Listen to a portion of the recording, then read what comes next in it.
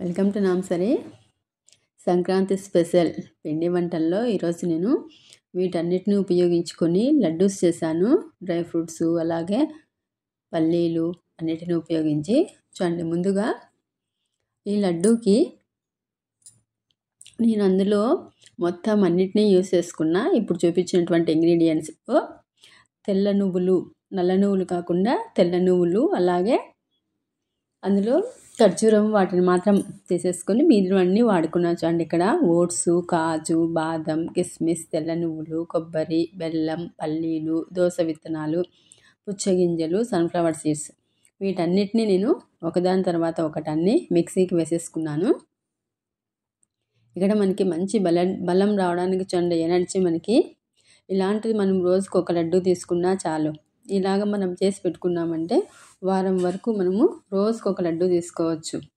మొత్తం అన్నీ నేను ఇక్కడ మిక్సీకి వేసి పెట్టుకున్నా. అలాగే ఇక్కడ నేను మినప్పప్పు కానీ చూపించా కదా, కానీ మినప్పప్పు వేయలేదు నేను. మినప్పప్పు అలాగే నల్ల నువ్వులు, ఖర్జూరం కాకుండా మిగిలినవన్నీ వేసుకున్నాను. ఇక్కడ అన్నీ మిక్సీ పట్టేసుకున్నాను. ఇందులోకి బెల్లం కూడా తగినంత వేసుకోవాలి. కొద్దిగా స్వీట్గా ఉంటేనే మనకి పిల్లలైనా కూడా తినడానికి ఇష్టపడతారు. ఒక్కొక్కటి మిక్సీ పట్టుకున్నా. మరి నేనైతే కొద్దిగా మెత్తగానే వేసుకున్నా. ఇప్పుడు ఫస్ట్ ఇలాగా కొద్దిగా పలుకులుగా వేసుకొని అంతా ఒకసారి మిక్స్ చేసేసుకొని రెండోసారి మరొకసారి అంతా మిక్సీకి వేసేసుకున్నాను. బెల్లము మనం తురుముకుంటే ఒకవేళ తురుముకోవచ్చు, లేదా ఇలాగ చిన్నగా దంచుకొని వేసుకుంటాను.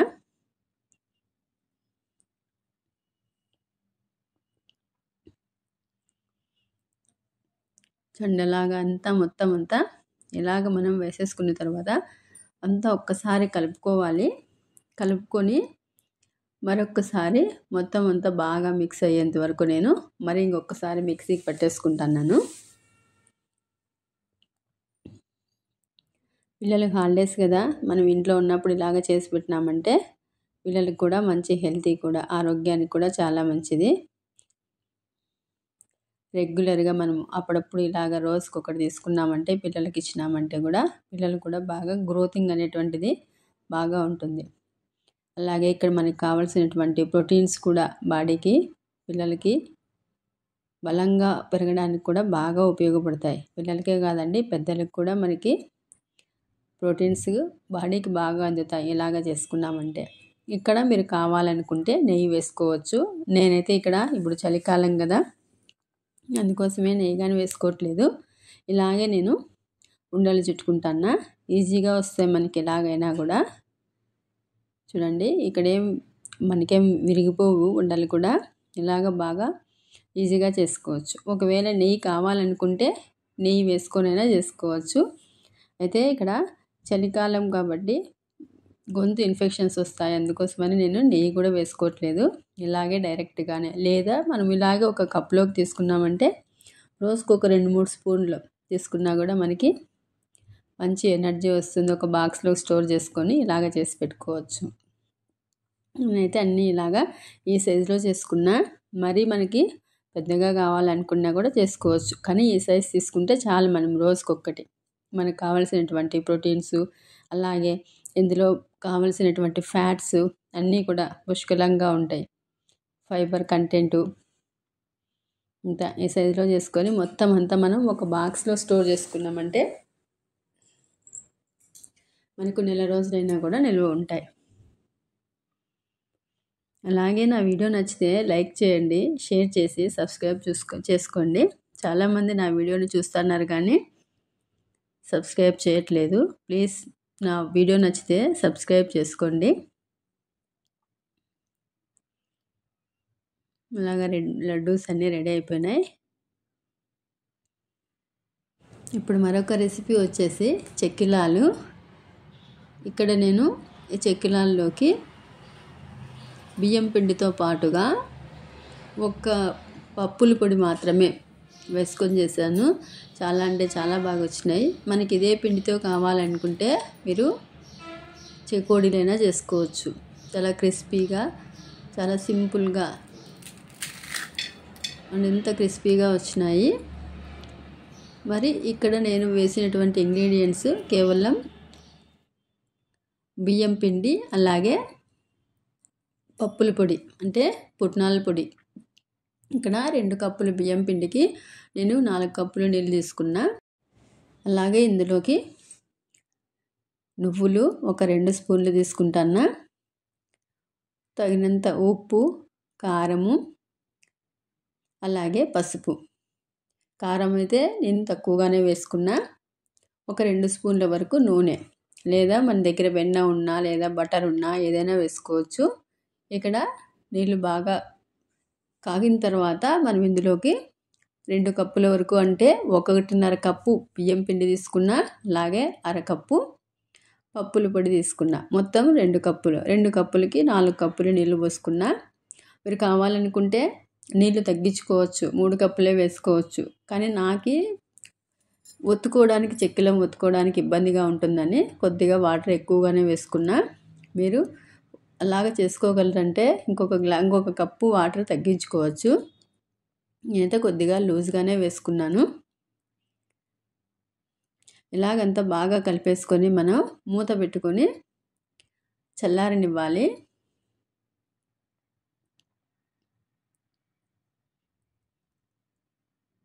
ఇక్కడ స్టవ్ అయితే ఆపేసాను ఆల్రెడీ. స్టవ్ ఆపేసి మొత్తం అంతా కలిపేసుకున్నాను.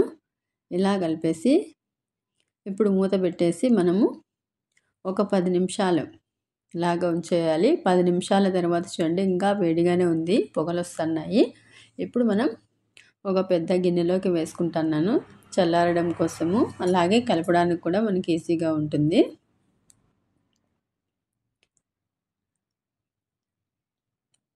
చూడండి పిండి మెత్తగా ఉంది.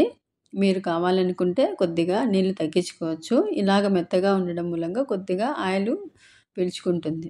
ఇలాగ వచ్చేసింది మొత్తము. ఇప్పుడు మనము జంతికల గొట్టంలోకి తీసుకోవడమే. ఇలాగ చూడండి ఈ షేప్లో ఉండేటువంటి ప్లేట్ పెట్టుకున్నా.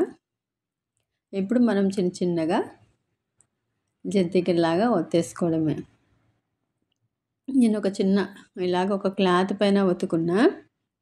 క్లాత్ పైన అయితే నాకు ఈజీగా వేయడానికి కూడా ఈజీగా ఉంటుందని ఇలాగ వేసేసుకున్నా. చూడండి కొద్దిగా నీళ్ళు వేయడం మూలంగా ఇలాగ ప్రెస్ చేయడానికి అయితే ఈజీగా వస్తుంది. కానీ ఏమంటే కొద్దిగా ఆయిల్ ఎక్కువగా పీల్చుకుంటాయి. కాబట్టి మీకు అలా కాకుండా అంటే కొద్దిగా వాటర్ తగ్గించుకోండి. ఇక్కడ మనం ఆయిల్లోకి వేసిన తర్వాత పూర్తిగా సిమ్లోనే పెట్టుకొని ఆయిల్ వేడైన తర్వాత ఒక 2-3 నిమిషాలు కలుపుకుండా ఉండాలి. చూడండి ఇలాగ కలిపామంటే మనకి విరిగిపోయేటువంటి అవకాశం ఉంటుంది. ఇలాగ 2-3 నిమిషాల తర్వాత రెండో వైపుకి తిప్పుకొని ఇలాగ 2 వైపులా బాగా కాల్చుకోవాలి.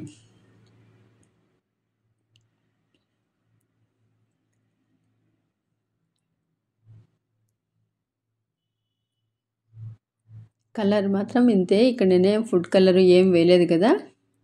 చూడండి ఈ రకంగా వచ్చినాయి, చాలా బాగుంటాయి టేస్ట్. మరి అలాగే ఇక్కడ చూడండి ఎలాగా ఉందో.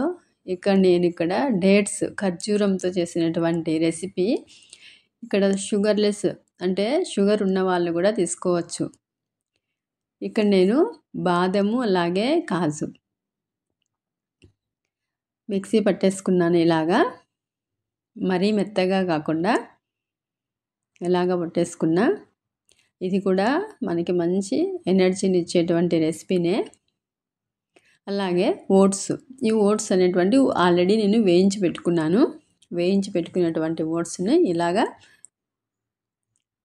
ఒక్కసారి మిక్సీకి వేసాను. తర్వాత ఇక్కడ కాజు విత్తనం తీసేసి, కాజు కాదు డేట్స్ విత్తనం తీసేసుకొని ఇలాగా మిక్సీ పట్టేసుకున్నా. ఇప్పుడు ఇందులోకి మనం కాజు అలాగే బాదం పౌడర్ వేసేసుకొని ఒక్కసారి అంతా బాగా మిక్స్ అయ్యేంత వరకు ఇలాగా మిక్స్ చేసేసుకోవడమే. అంతే చూడండి.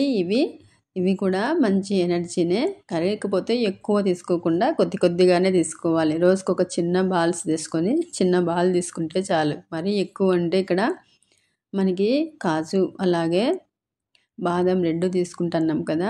కాజులో ఎక్కువగా మనకి ఫ్యాట్స్ ఉంటాయి కాబట్టి తక్కువగానే తీసుకోవాలి.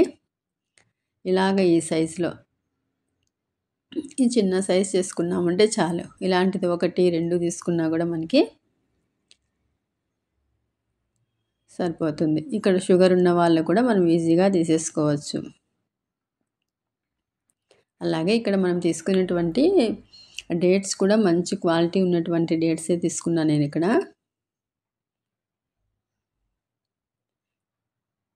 ఇలాగ చిన్న చిన్న బాల్స్గా రెడీ చేసుకోవడమే. ఇక్కడ బాల్స్ ఇవి విరగవు చూడండి. మనకి డేట్స్లో వాటర్ కంటెంట్ ఉంటుంది కాబట్టి మనం ఎలాగ చుట్టుకున్నా కూడా ఈజీగా వచ్చేస్తాయి. రెడీ అయిపోయినాయి చిన్న చిన్నగా డేట్స్ లడ్డూస్.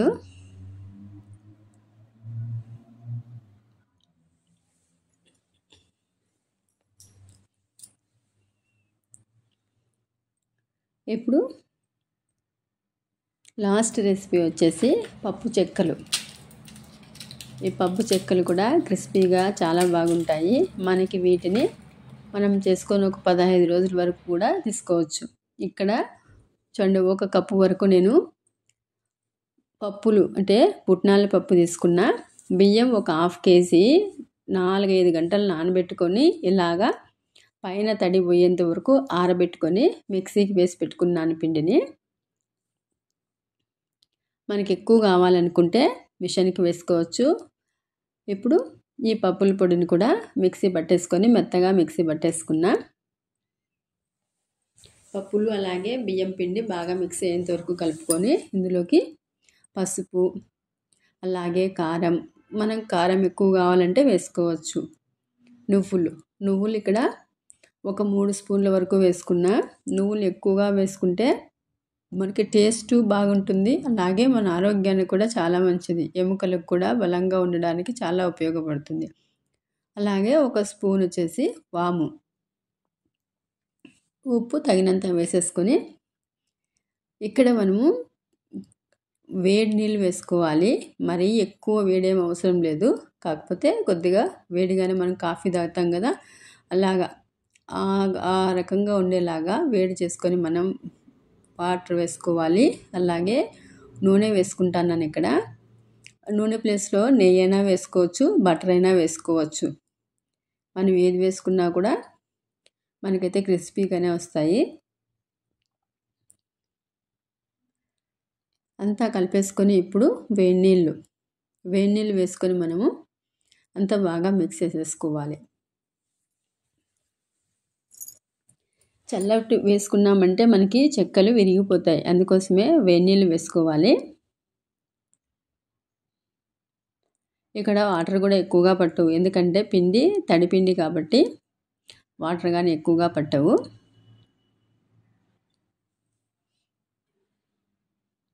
ఇలాగంతా మనము వాటర్ వేసేసుకొని మనకి ఇక్కడ పిండి అయితే మరీ ఎక్కువ వేడైతే ఉండదు కాబట్టి మనం అదే వేడితోనే ఇలాగా మొత్తం అంతా బాగా కలిపేసుకోవాలి. బాగా ప్రెస్ చేస్తూ పిండిని చపాతీ ముద్దలాగా బాగా కలుపుకోవాలి. మనం ఈ కలుపుకోవడంలోనే మనకి చెక్కలు అనేటువంటివి క్రిస్పీగా వస్తాయి. ఎంత బాగా కలుపుకుంటే మనకి అంత క్రిస్పీగా వస్తాయి.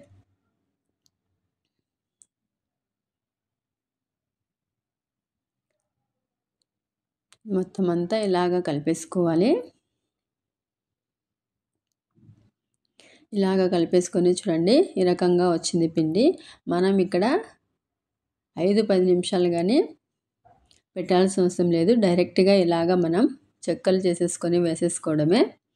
ఒక కవర్ తీసుకొని ఇందులోకి మనం ఇలాగా ఒక ఫ్లాట్గా ఉండేటువంటి గిన్నెతో మనం ఇలాగ ప్రెస్ చేసుకున్నామంటే ఈక్వల్గా స్ప్రెడ్ అవుతుంది. ఇక్కడ మరీ పలుచగా కాకుండా మరీ మందంగా కాకుండా చేసుకోవాలి. మరీ పలుచగా ఉంటే మనకి పొంగవు. అలాగే మరీ మందంగా ఉంటే కూడా లోపల పచ్చిగా ఉంటాయి, త్వరగా కాలవు. అందుకోసము చూసుకొని వేసుకోవాలి. ఇలాగా ఒక్కొక్కటి వేసుకోవాలి. వెంటనే కాకుండా ఒకటి వేసిన తర్వాత ఆ చెక్కలం పైకి వచ్చిన తర్వాత ఇంకొకటి వేసుకోవాలి.